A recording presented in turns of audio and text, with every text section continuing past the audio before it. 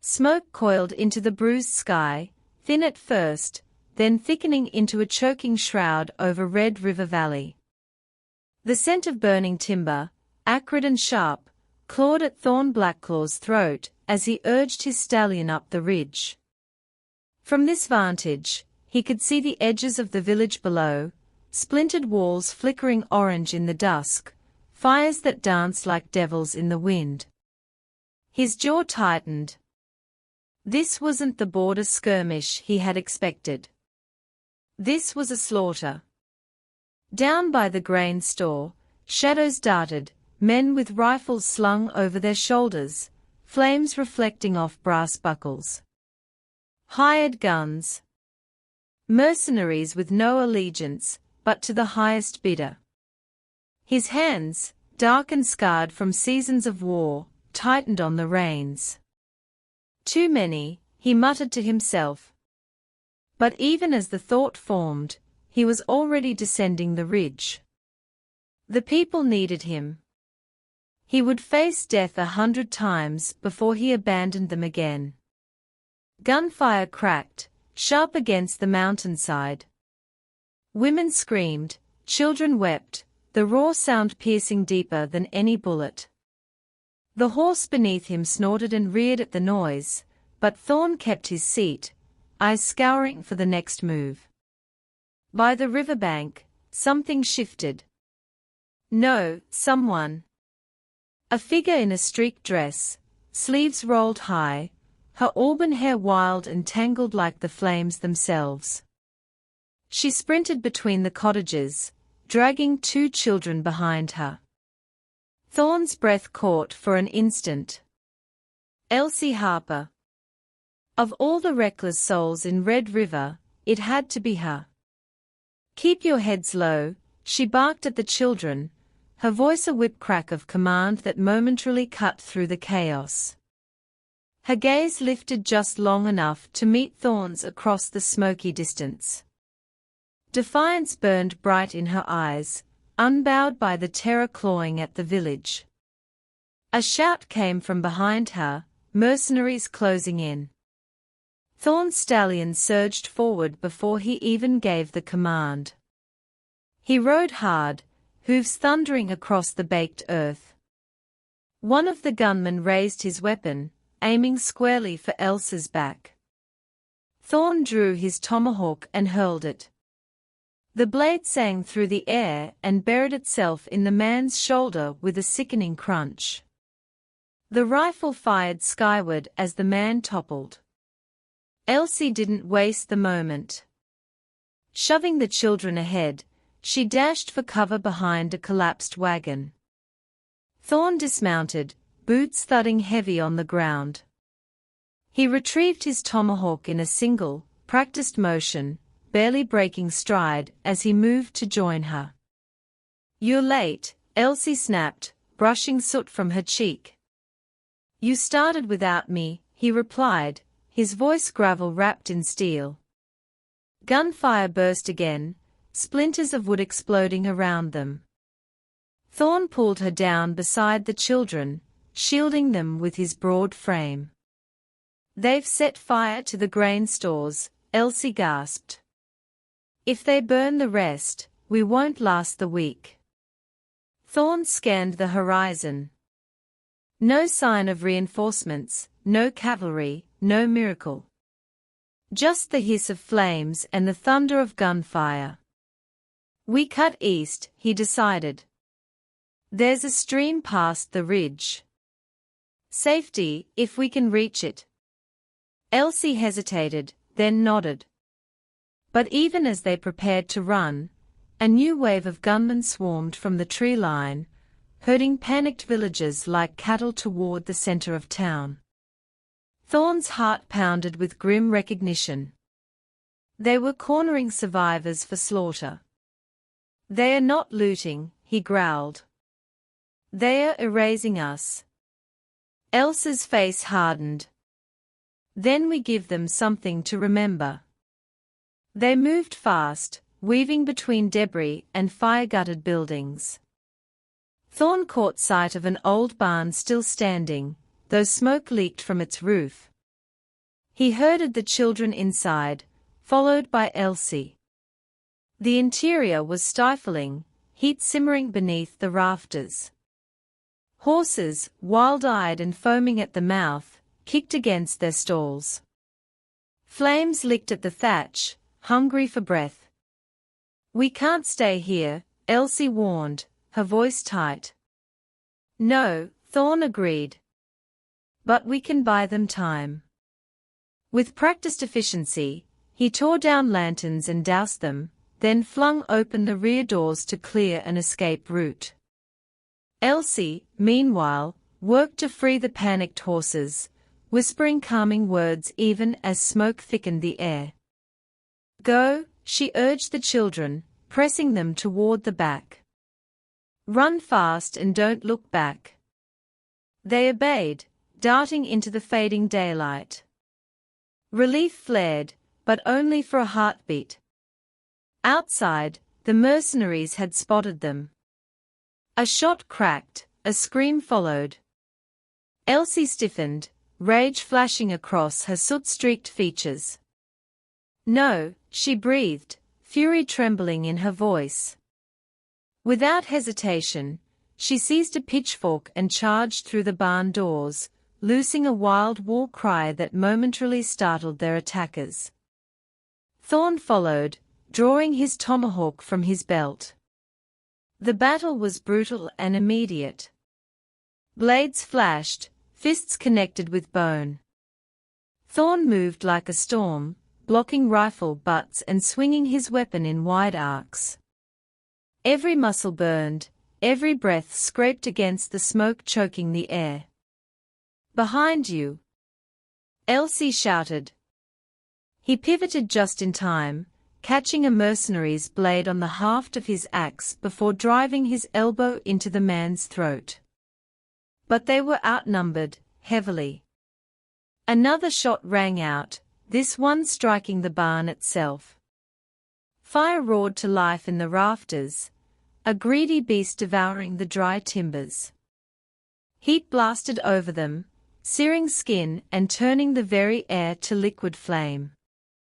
Thorn bellowed, dragging Elsie back into the barn to avoid the encircling gunman.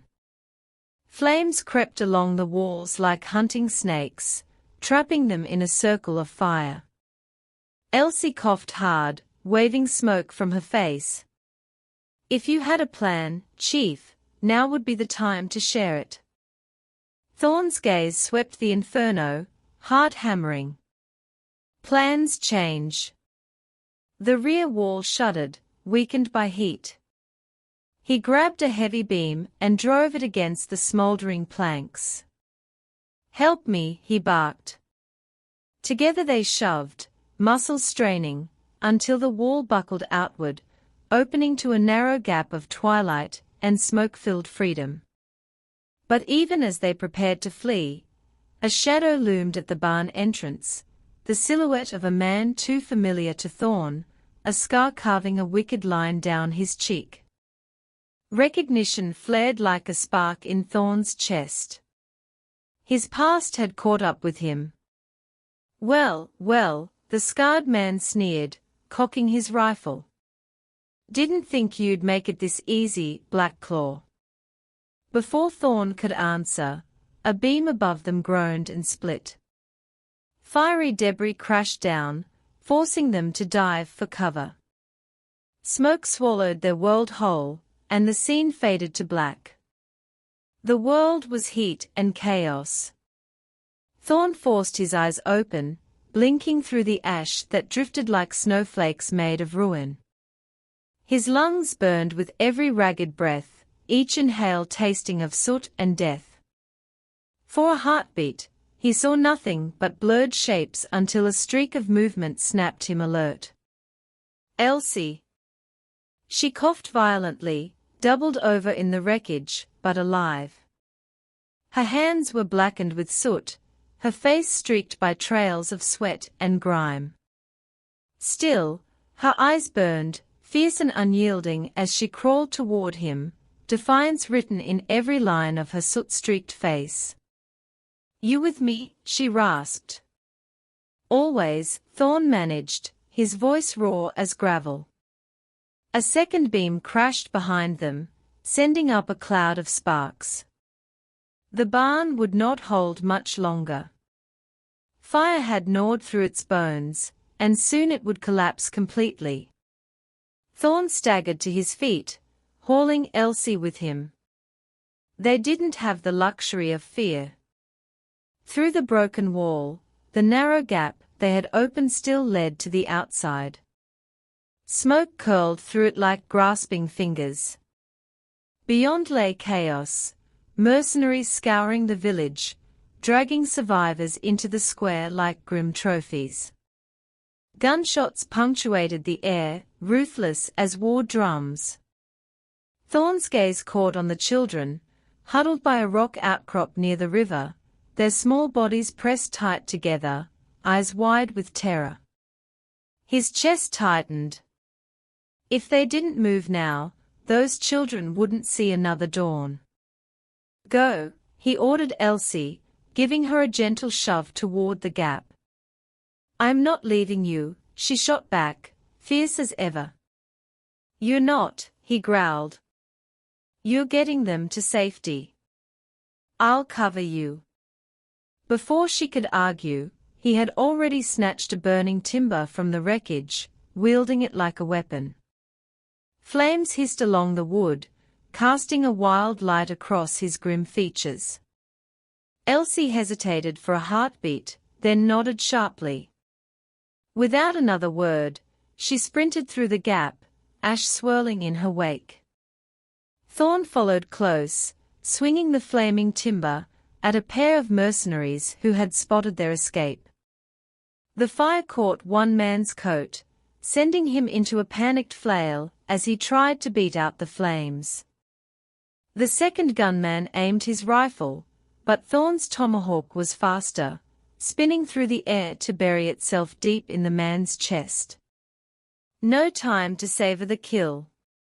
Thorn reclaimed his weapon in one brutal pull and sprinted after Elsie. The children clung to her legs as she crouched beside them, her eyes scanning the chaos. Thorn slid in beside her, chest heaving. They are closing the pass, she said breathlessly, pointing toward the only escape route east. Sure enough, more mercenaries were fanning out, rifles at the ready, faces grim beneath their broad-brimmed hats. Then we cut through, Thorn replied. He pressed the tomahawk into her hands. Take this. What about you? She asked, but her fingers closed tightly around the weapon's worn handle. Thorn's smile was grim, all teeth and defiance. I've got fire. They moved as one, Elsie carrying the children, Thorn sweeping ahead like a storm front. He swung his burning timber at dry brush and wooden carts alike, setting fresh blazes in their path. Smoke billowed thick, cloaking their movements, buying them precious moments. Gunfire snapped through the haze, splinters of wood tearing through the air.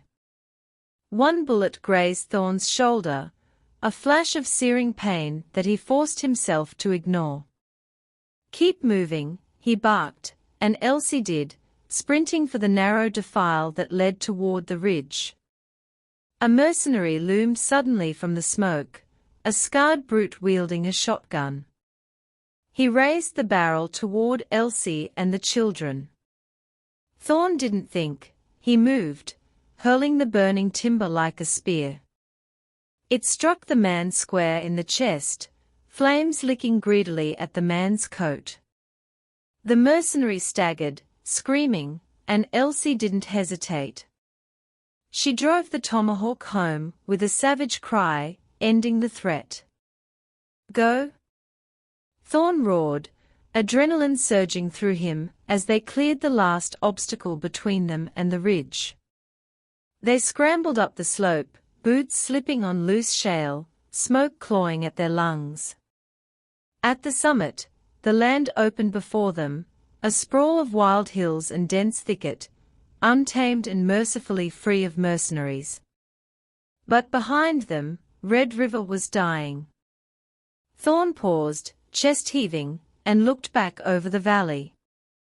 Flames devoured what was left of the village, devouring homes, history, lives.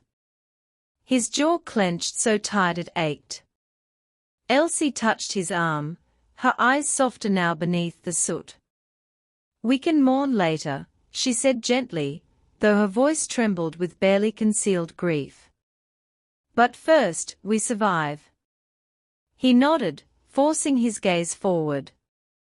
They descended into the brush, following a game trail worn by deer and foxes, the children stumbling but determined beside them.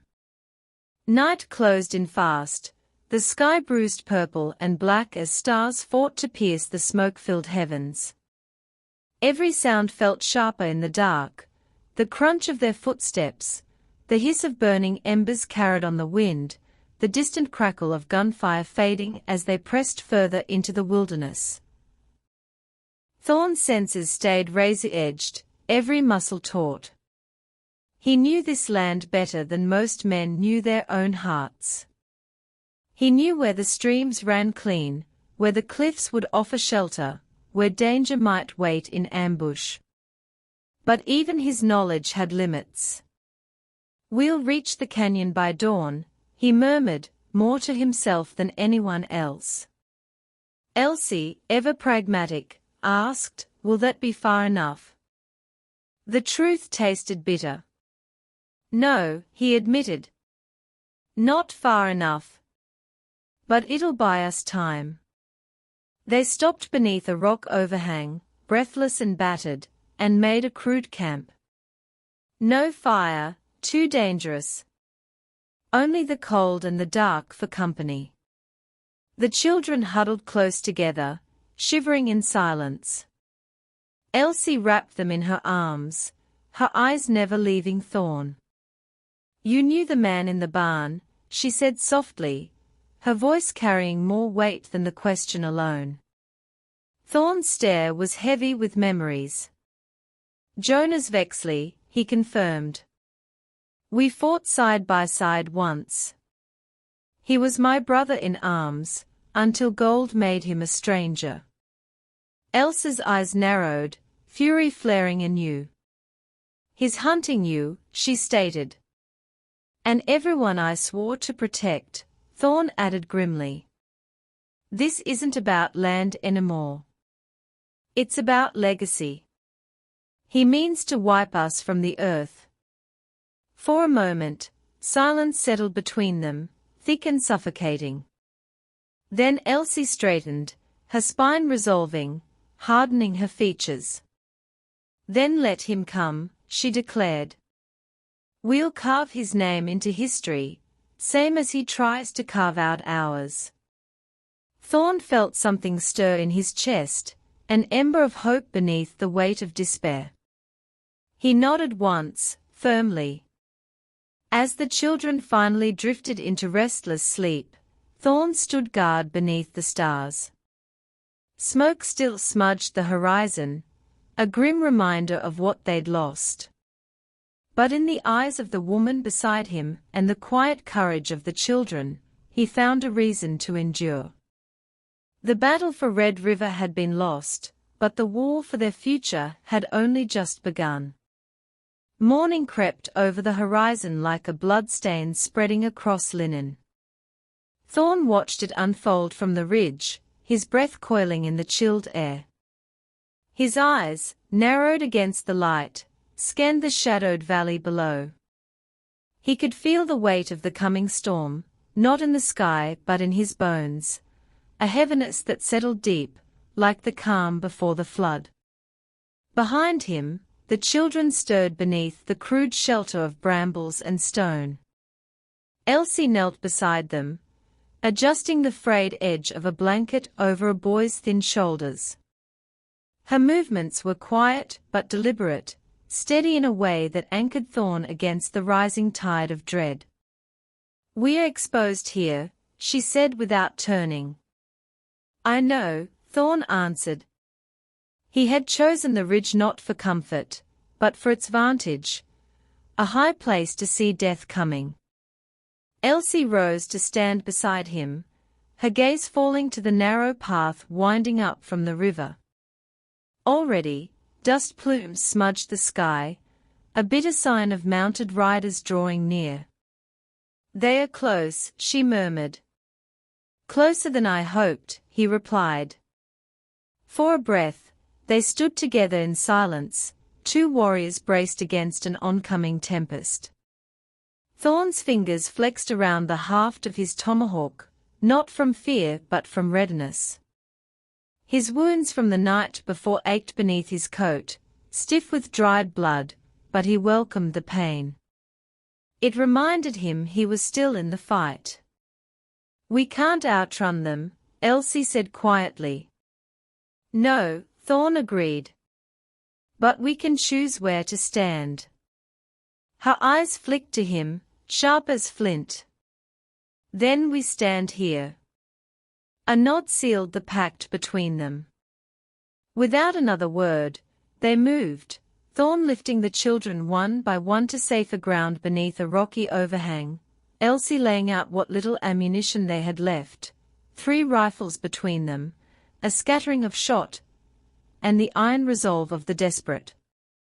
Thorn traced his fingers along the carved stock of one rifle, a weapon older than many of the men who hunted them. It was worn smooth by years of use, its barrel pitted but true. "It'll have to be enough," he muttered. Elsa's eyes met his, fierce and unyielding. "It is?" Moments later, the riders crested the far ridge, dark silhouettes against the crimson sky. Jonas Vexley led them, unmistakable even from a distance, his coat as black as a crow's wing, flapping in the rising wind. Beside him, mercenaries rode with grim purpose, their rifles slung ready, faces set like stone. Thorn's gut twisted at the sight of his old comrade, but there was no room left for sentiment, only survival. As the enemy advanced, Thorn and Elsie positioned themselves behind the jagged rocks lining the ridge's edge. Every angle mattered, every heartbeat counted. They waited, breath shallow, as the riders closed the gap. Vexley's voice carried up the slope, loud and cruel. "You can't run from this, Thorn. Not today." Thorn stood slowly from behind his cover, letting the enemy see him fully. His voice was gravel and fire. "I'm not running." Vexley's mouth twisted into a bitter smile. He raised a gloved hand, and his men fanned out, encircling the rise. Elsie joined Thorn at his side, rifle steady in her grip.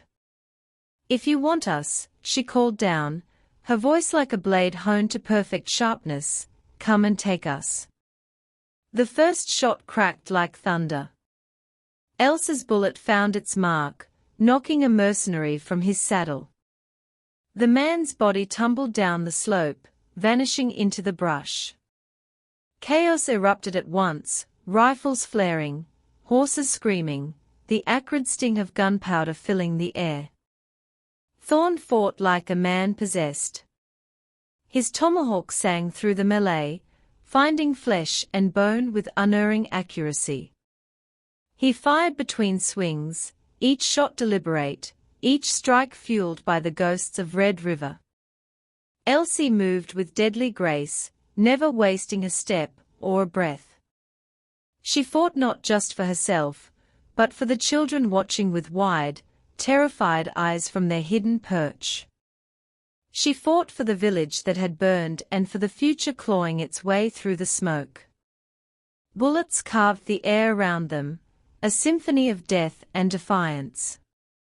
Thorn felt a sharp sting in his side, a graze, nothing more.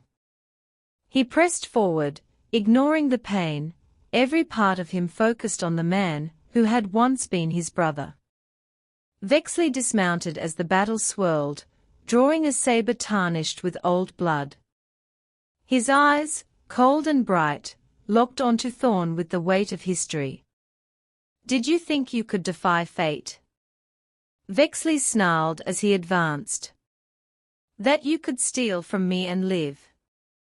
I didn't steal, Thorn shot back, parrying a savage blow from the saber with the haft of his tomahawk. Sparks flew. I defended. They clashed, metal shrieking against metal. Vexley's strikes were ruthless, honed by years of violence, but Thorn fought with something deeper than skill, with a fury that sprang from the earth itself, from the ashes of Red River, from every life Vexley had claimed in pursuit of greed. Their battle wove through the chaos, past fallen mercenaries and smoldering brush. Elsie, out of ammunition, wielded her rifle as a staff, fending off attackers with brutal precision. The tide began to turn. One by one, Vexley's men faltered, some falling beneath Thorn and Elsa's relentless assault, others breaking away and fleeing into the wilds. Blood slicked the stones beneath their feet, and the sun, now risen fully, cast long shadows over the aftermath. Only Vexley remained. Breathing hard, Thorn squared his shoulders as the mercenary captain staggered back, blood oozing from a cut above his brow. His saber hung low, trembling in his grip. It didn't have to be this way, Vexley rasped. It always did, Thorn answered. With a final cry, Vexley lunged, but Thorn was ready. He sidestepped the desperate attack, driving the spike of his tomahawk into Vexley's chest. The man gasped, eyes wide with disbelief, as Thorn twisted the blade and pulled it free. Vexley crumpled to the earth, the life draining from his eyes like sand through a broken glass. Silence fell. The smoke thinned on the wind, revealing the wreckage of battle. Elsie dropped to her knees beside the children, checking them over with careful hands. None were harmed. Relief broke across her face, raw and trembling. Thorn stood over Vexley's corpse for a long moment, then let his gaze drift to the horizon, a horizon free of their pursuers. Free for now. It's over, Elsie said softly, rising to stand beside him. No, Thorn corrected, his voice low but steady. It's begun. Together, they gathered the children and what little they could salvage from the fallen. There would be no return to Red River, but there would be a future beyond its ashes, a future they would carve with blooded hands and unbroken wills. As they set off down the ridge, leaving the battlefield behind, the sun burned bright and merciless overhead, and in that unforgiving light, they walked toward whatever reckoning waited beyond the next dawn. The wind carried the scent of char and damp earth as they walked, a bitter perfume of survival. Each step away from the battlefield felt both heavier and lighter, as if the weight of their past grew dimmer, yet the future loomed heavier with uncertainty. Thorn led the way, his eyes scanning every hollow and rise in the land as though enemies still lurked behind every shadow. Beside him, Elsie kept the children close, her hand steady on the shoulder of the smallest boy, even as her own exhaustion gnawed at her bones. They had left the bodies where they fell.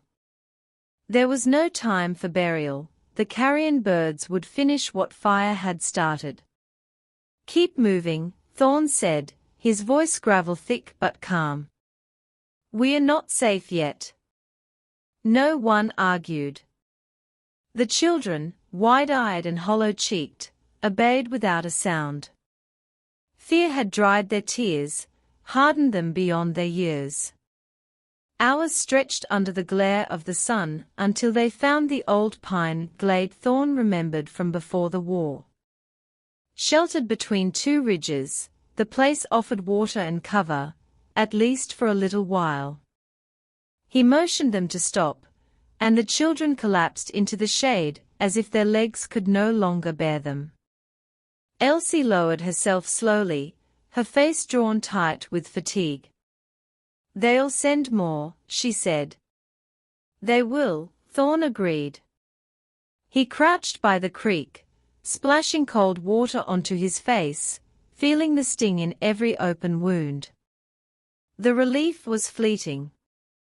Elsie watched him for a long, silent moment.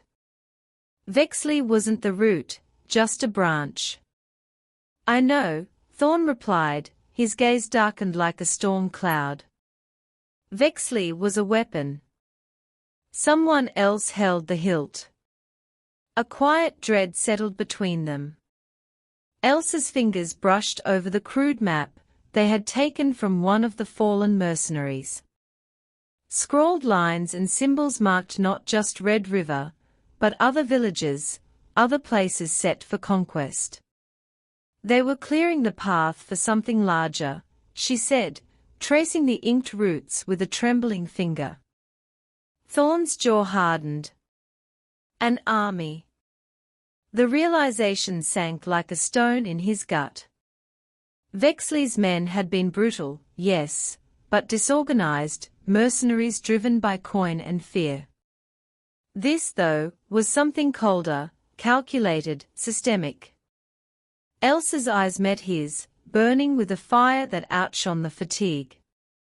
"Then we can't just run." "No," Thorn said, rising to his full height. He looked over their small, ragged band. "We fight." The declaration settled over the group like an oath. Even the children, too young to understand the weight of such words, seemed to draw strength from them. It wasn't hope, not yet, but it was something close. Night came fast beneath the trees.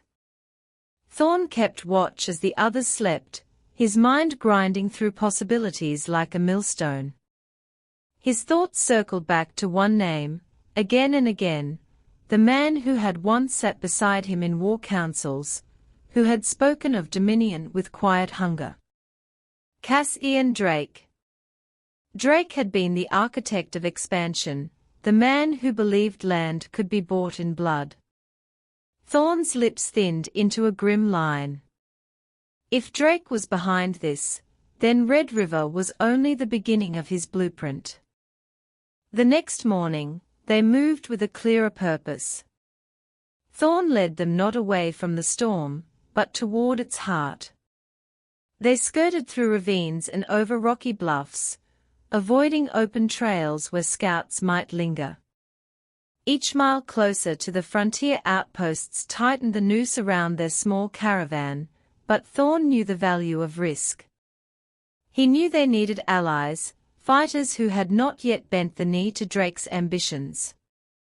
By the third day, they found what they were looking for. Smoke curled above a ridge ahead, but it was no signal fire of the enemy. Thorn recognized the pattern, 3 short bursts, 1 long. A hunter's code. He motioned for the group to stay low and crept forward, Elsie shadowing his steps. They emerged into a hollow where hardened faces met them with drawn bows and weary eyes.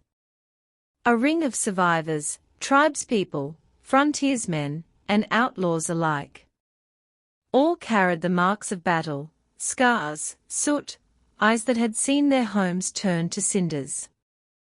A man stepped forward, his chest crisscrossed with old war tattoos, his gaze sharp as an eagle's.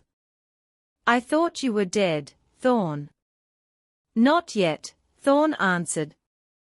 Recognition spread through the gathering, along with something fiercer, respect. The man crossed his arms. "You bring war to our doorstep." Thorn's reply came without hesitation. "War's already here." Elsie stepped beside him, holding up the map they had seized. "They are coming for all of us. Piece by piece, until there's nothing left to burn." Murmurs rippled through the crowd. Faces turned to one another, some dark with fear, others alight with grim resolve. They had seen the smoke. They had heard the stories. Now the truth was laid bare before them. The tattooed man, the chief by stance if not by name, studied Thorn with measured intensity. "And what would you have us do?" Thorn's gaze swept over the assembly. He saw not just the ragged edges of defeat, but the embers of resistance. He let his voice rise, low but strong. "Fight with us," he said. "Not as tribes, not as outlaws. As one force. They think we are scattered, weak. We show them their mistake." A breathless silence followed. Then the chief smiled, a slow, dangerous curve of his lips. "Good," he said. "I grow tired of running." Commitments were made in the space of heartbeats. Plans unfurled like banners in the dawn wind. Fighters took up arms, old feuds forgotten beneath the shadow of a greater enemy. Elsie taught the younger ones how to load powder and shot. Thorn laid out the terrain, traps, and ambush points. Even the children carried messages between camps, their fear turned to fierce purpose.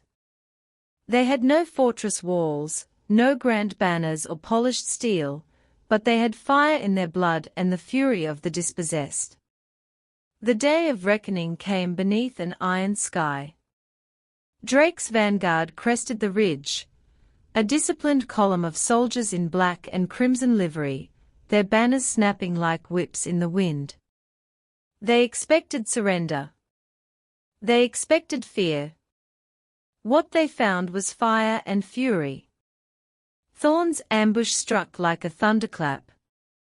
Rifles barking from concealed hollows, arrows streaking from the treetops. The ground itself seemed to rise against the invaders, pits, spikes, barricades of stone and flame. Elsie fought at Thorn's side, her rifle a seamless extension of her will. They moved as one, defenders of a land that had already bled too much. In the heart of the battle, Thorn caught sight of the man he had come for, Cassian Drake, astride a black charger, barking orders with cold precision. Their eyes met across the chaos, and in that instant, Thorn saw recognition flicker in Drake's gaze. There would be no retreat, no surrender. Only one end. Thorn charged, a war cry tearing from his throat. Drake dismounted to meet him, drawing a slender saber with practiced ease. Blades clashed beneath a storming sky, steel ringing over the roar of gunfire. "You're too late, Thorn," Drake hissed between strikes. "The land is already mine." "Not while I draw breath," Thorn spat back. They fought not as strangers, but as two sides of the same blade, brothers divided by blood and ambition. But Thorn fought for more than conquest. He fought for the memory of Red River, for the children huddled behind barricades, for the hope that flickered against the dark. With a final, savage strike, Thorn drove his blade through Drake's chest. The commander's eyes widened in shock, then dulled as he crumpled to the earth. Around them, the tide broke. Drake's forces, leaderless and faltering, fell beneath the unified onslaught of Thorn's ragged alliance. Victory was not clean, nor without cost, but it was theirs. As the dust settled, Thorn looked to Elsie, to the gathered survivors, to the wounded and the warriors alike. "It's over," Elsie breathed. "No," Thorn said, his chest rising with each ragged breath. "Now, it truly begins." Above them, the storm clouds parted, revealing a horizon not yet written, a horizon waiting to be claimed.